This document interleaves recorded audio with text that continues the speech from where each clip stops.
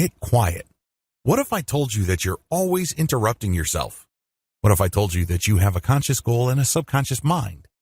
What if you get your wires crossed? What if you think you are pursuing certain goals and end up sabotaging yourself or undermining yourself? This actually happens quite a bit. People think that they are being focused, that they have a set goal in mind, that they are doing things intentionally. Unfortunately, for the life of them, nothing seems to work.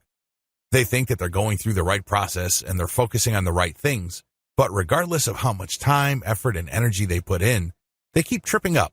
Things take a lot longer. They make serious mistakes. It takes a lot more effort. In many cases, they end up in a far worse spot than when they started. What's going on? Well, it boils down to people interrupting themselves. They can't help it. They feel that they just go through their thought process in an automatic or semi-automatic way only to produce the same results each and every time.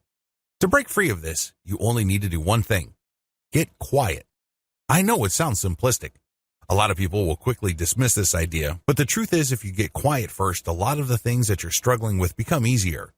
You start getting a big picture view of what it is you're doing despite your conscious goals and objectives.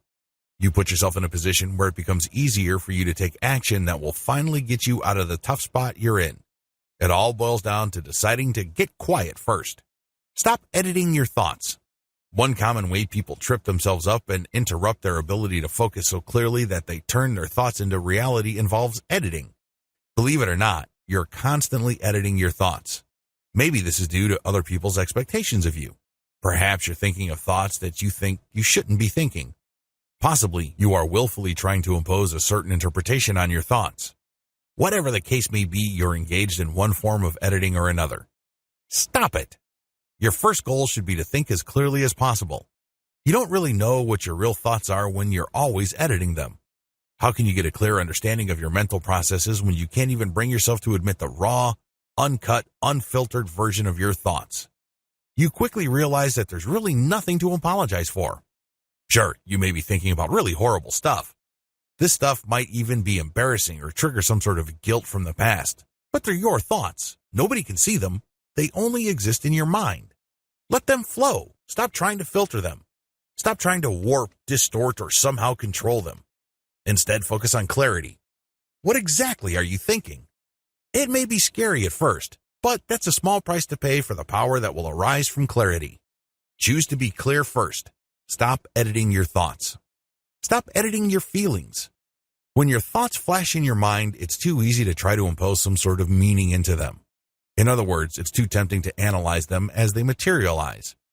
The reason people do this is because thoughts are never emotionally neutral. Once a thought appears in your mind, it triggers a range of emotions. This can be positive or negative, but there are always feelings involved. It is no surprise that once people perceive some sort of mental image, they quickly jump to the feelings that they're getting, and guess what?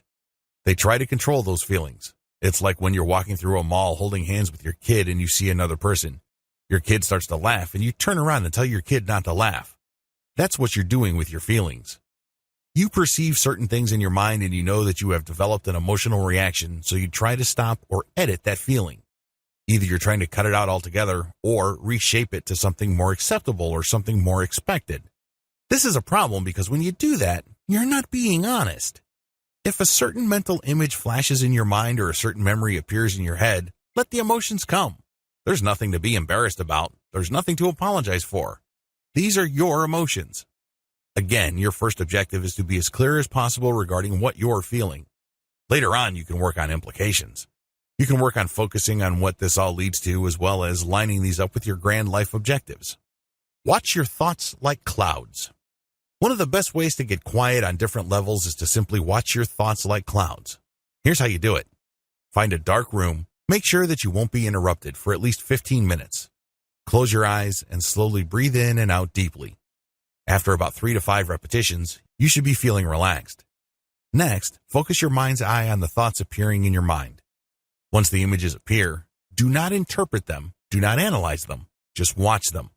This means you're going to acknowledge them, but you're not going to judge them. These are two totally different things. For example, when you were a kid in elementary school, maybe you got abused by bullies. Perhaps there was a guy named Jeff who was really harsh on you, and for the longest time, you always remember Jeff and you feel really, really negative, angry, upset, powerless when the mental image of Jeff appears in your mind. When you watch your thoughts like clouds, you let Jeff's image appear, just like a cloud overhead. But instead of allowing yourself to instantly feel angry, upset, or feel powerless and weak, you let Jeff's image come. You acknowledge to yourself that is Jeff from junior high. Notice how neutral that statement is? You don't follow it up with, that was my oppressor in junior high. That is the guy who stole my childhood. That is the guy who makes me feel so weak and impotent to this very day. You don't say any of that. Instead, you just say, that's Jeff. When you do that, you take ownership of the memory. This actually happened. This is part of you whether you like it or not. Most importantly, you don't impose any judgment on him. Just like a cloud passing by, it's neither good nor bad. It's just passing by. Let it pass through.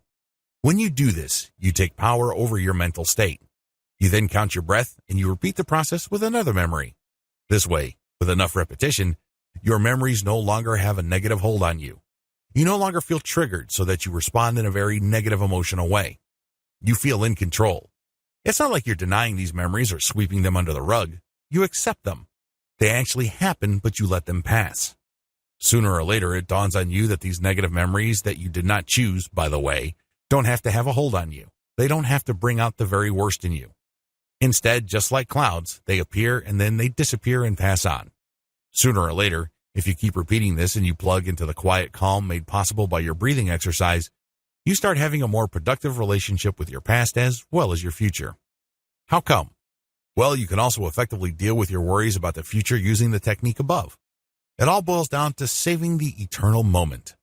When you focus on the present moment right here, right now, you get power because in this very second, you don't have to do things the same way you've always done them. You don't have to feel sad when the mental image of your father who broke a broom on your back when you were a kid flashes into mind. You just say, that's my dad. You don't have to step into a rabbit hole of rage when the picture of your mom who slapped you in front of a lot of people when you were all of 5 years old flashes in your mind. You just say, that's my mom. Do you see how this works? That's the power of the eternal moment because the eternal moment gives you choice. Finally, if you keep repeating this process, you stop chasing after answers. You stop asking, why? Why me? Of all the kids, why did I have to live that life? And other related questions. Once you stop chasing after the answers and you practice getting quiet, you quickly realize that the answers come to you instead.